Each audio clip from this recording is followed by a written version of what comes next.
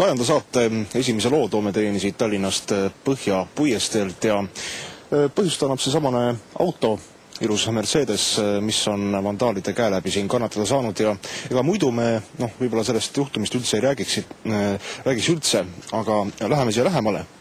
Ja näeme, et aken on katki, aga kui nüüd kaamera näitab siia sisse, siis televaataja, see on ehtne sitt.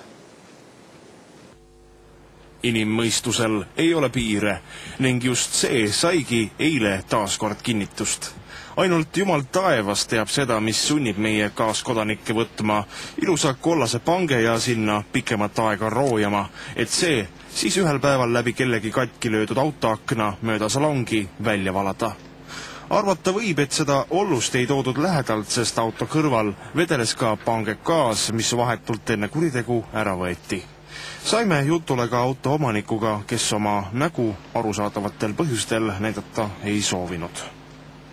Siin lausa uskumatu lugu juhtus teie auto omanikuna, mida siis praeguseks teada on, enne kui politsei on saabunud? Oluliselt midagi. Autoaken on sisse visatud ja see, mis seal sees on, see on seal sees ja rohkem midagi.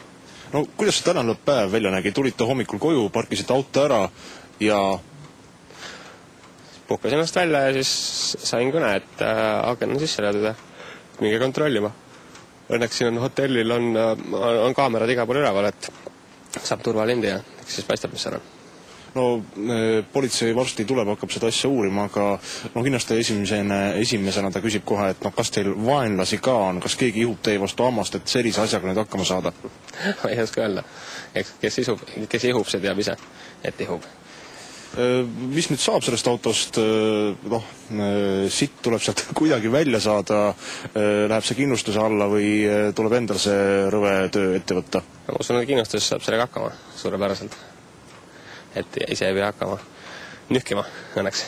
Et mida siis lõpetuseks öelda? Sitt lugu? Sitasti läks.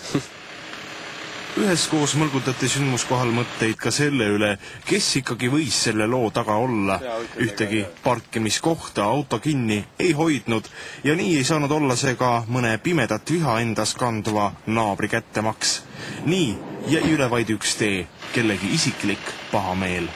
Kohale saabunud politseinikkelgi ei jäänud muud üle kui vandaalitsemine fotoaparaadiga fikseerida ja ülejäänu jätta juba uurijate teha.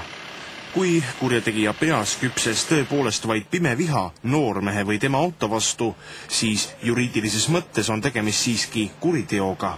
See tähendab, et oma ülevoolavad tunded võivad isikule veel üsna kurvalt kätte maksta.